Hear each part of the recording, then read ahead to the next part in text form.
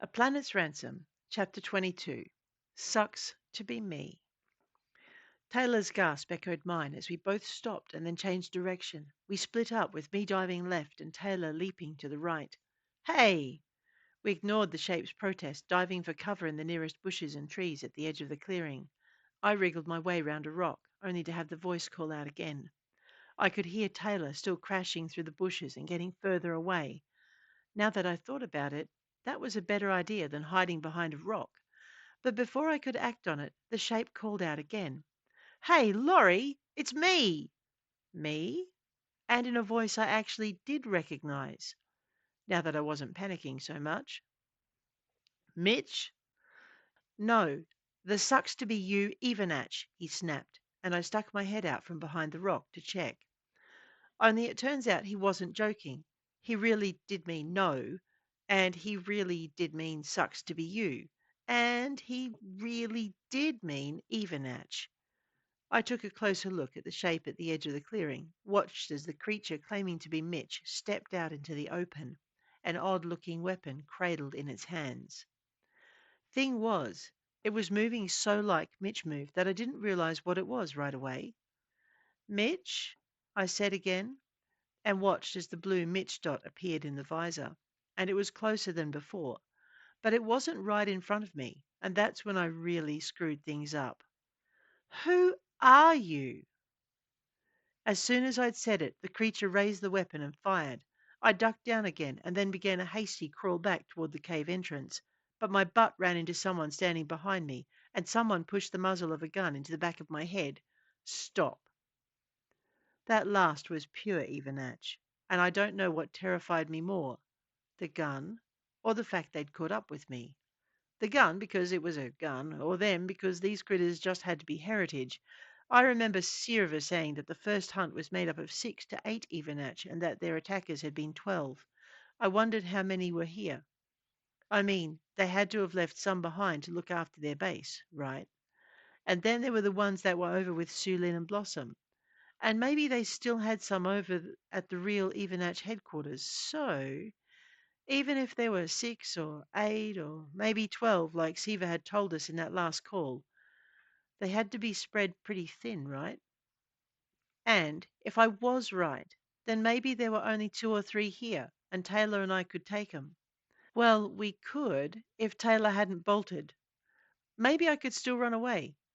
Even as that thought crossed my mind, I felt a large, scaly hand grab me by the back of the head. Up.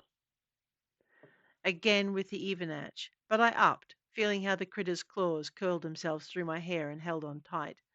I'd forgotten just how strong the Ivanach were. This one lifted me clear of the rocks I'd been hiding behind and swung me around so it could propel me into the middle of the clearing. The one that had been disguising itself as Mitch let me watch as it shook off its human disguise and showed its purely Ivanach form underneath. Hiding behind a holographic projection just wasn't fair. From what I could tell of its face, it was enjoying the shock on mine, but it didn't stop to savour it, just got straight down to business. Tell me where the others are, it said, and I felt my skin pale as I remembered how I'd linked my communicator to David's. I forced myself away from the thought, tried to think of something else to say, hoped to Hades they didn't think of looking into my visor, and then wondered if they could, or if it just wouldn't fit. I wondered if they'd managed to get a hold of Taylor and if Mitch had stopped on the way down to pick up Saeed, because if he had, that would save a lot of time. I asked you a question. The Ivanach sounded way too calm for someone I'd managed to ignore for that long. It wasn't quite the effect I'd been hoping for, so I tilted my head up to get a better look at its face. It gave me what I thought of as an Ivanach smirk. I've heard about you, it said, as though that should explain why it was so calm. Well, there was only one way to respond to that. Yeah? All good things, I hope. The Ivanach that had me by the hair gave me a rough shake. The one that had tried looking like Mitch eyed me like it was trying to work out which bit it was going to eat first. And then I wished I hadn't thought that, because that's probably exactly what it was doing, no matter what it said next. Where are the others? I cocked my head to one side, feeling the grip on my hair tighten as I did so. I don't know, I said. Why don't you tell me, seeing as you're the ones with the scanners? He flicked a glance past me to the Evernatch that had a hold of me, and that was all the warning I got before a fist caught me in the side, just in front of where my backpack met my back. Critter hit me twice before I could react, and then threw me into the ground. I hit the dirt on all fours, coughing as I tried to draw breath against the pain. Where? The Mitch lizard asked, and I heard it step toward me, the grass swishing around its feet as it did so. I managed a couple of breaths, then pushed myself into a kneeling position so I could look up at him. "Is that what you call tenderizing?" I managed, pushing back the pain. The look on its face was priceless, and I struggled to get first one foot under me and then the other, and stood back up. There was movement behind me, but the Evernatch held up his hand in a clear signal to stop. "Tenderizing?" it asked, and I realized I'd made a big mistake. I went to move toward the tree line, given I was no longer held, but the critter moved faster. It closed the space between us in a couple of very big strides, cutting off my line of escape, and then it grabbed the front of my shirt with both hands and lifted me off the ground. "Who told you?" it asked, its face inches from my own. I tried for innocence. "Told me what?" He curled both fists in my shirt and shook me hard. "Told you that you are meat to us." It's really hard to be a smart aleck when your head feels like it's going to be shaken off and you've got the worst stitch ever in your side. But I tried. Computer, I said. Stupid machine says there's a group of redneck lizards that doesn't consider us humans human, so to speak.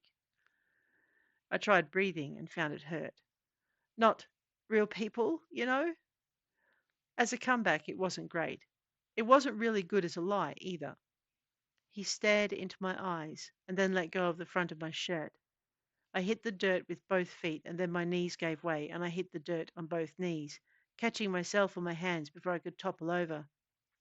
I was really glad when he didn't say anything for a couple of minutes, but it worried the hell out of me too. Not enough for me to move though. Just then I was having enough trouble breathing. I heard more movement and looked up, just in time to see the booted leg coming in to knock me onto my side. It was followed by another Evernatch dropping down next to me to grab the nearest arm and slip it through the backpack strap. I think I yelped as the stitch in my side went to work, and then I yelped again when the Evernatch dragged me onto my other side so it could take the backpack off my shoulders. Blood roared in my ears and the world greyed in and out of focus. I was only glad they didn't think to take the visor off my head or communicator from my wrist. I lay there as the backpack was tossed over to the Evernatch leader, listening to myself pant and wondering what on earth I was going to do next. It was a relief when the Evernatch got up and went to inspect the backpack's contents with his boss, but I couldn't find the energy to even try to stand up. I just lay there and tried to control the pain. How long I would have stayed in that one spot, I don't know, but the Evernatch had a schedule to keep, or so it seemed. When they'd rummaged through the pack and not found what they were looking for, they turned their heads and looked at me. "What?" I managed, but my voice sounded like I was talking through gravel, not quite the defiant tone I was looking for. The look I got in return was deadly. "Where and who?" the lead Evernatch asked, handing my pack to its subordinate. "I don't know, and the voice is in my head," I managed, but it came out sounding tired and breathless rather than smart and sassy. Not the effect I was looking for. He crossed over to where I was lying and knelt down in the grass. I watched him come, watched him kneel, and felt my innards turn cold as I waited to see what he'd do next. Something told me these guys played rough. As if tracking my thoughts, he smiled. "Did you really think your little friend could outrun an Evernatch?" he asked, and I stared at him in horror. His tongue flickered in and out again between his teeth. "Or that we couldn't taste your fear and find you by the way your flesh smells on the wind?" I stared at him. "Did you?" he pushed. That obviously required an answer. "Are you telling me we stink?" I managed, and watched the smile go away as I added, "'Cause you're a great one to talk." The look I got in reply to that was more frightening than I'd expected, and the realization must have showed on my face because I watched as the Evennatch's smile returned. He rested both knees in the grass and grabbed my hair, pulling my head back so he could lean in and sniff my throat. I reached up to grab his hand and managed to find his wrist and hang on as he lifted his head. I'm just saying that your fear makes you smell delicious, he said, and shook my hand from his wrist as he let go of my hair and stood up. And that will catch your little friend before too much longer. Great, I said, and he looked down at me, so I added, yeah, great. Thanks for that. I didn't man I didn't want to move. I really didn't. But I pushed myself back onto my knees and started the long process of getting back onto my feet. I watched as the Evennatch took a step back and let me do it, and I still wasn't ready for when he swept my legs out from under me. Well, this was going to be fun. He watched me land, so I caught his gaze and held it as I began the whole process all over again. Maybe if I kept his attention, Taylor would have a better chance than the one she had now. I'd managed to get both knees under me for a second or third time and was getting ready to stand again when a new voice rang out across the clearing. Hey, didn't your mother tell you never to play with your food? Mitch. Only I had to be hallucinating. The visor had showed Blue Dot Mitch was close, but no way was he that close. It made me wonder just how badly I was hurt. The reaction from the Evennatch was also educational. I ended up on my back in the grass with the lizard's booted foot in the middle of my chest and what felt like a cracked rib. Evennatch raised in creches. I couldn't help it. I had to distract myself from the pain somehow, and the world was already grey at the edges. So you really are a motherless son of a, which was as far as I got before the boot came off my chest and kicked me in the side. The other side, which didn't make it hurt any less. I heard something that sounded like a really human shout and saw the critter start to raise the weapon it still had hanging across its chest. So I reached out and grabbed its boot. I'm not sure what I was going to do, but I watched the weapon come up and then rammed myself into its legs. I'd like to say that I pushed it over, but that would be a lie. I bounced off it.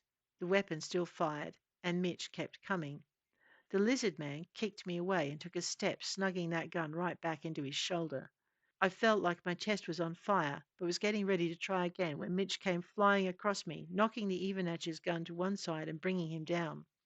I wondered if Mitch had ever tried out for rugby, but something caught me in the chest, and the world sparked and fizzed to black.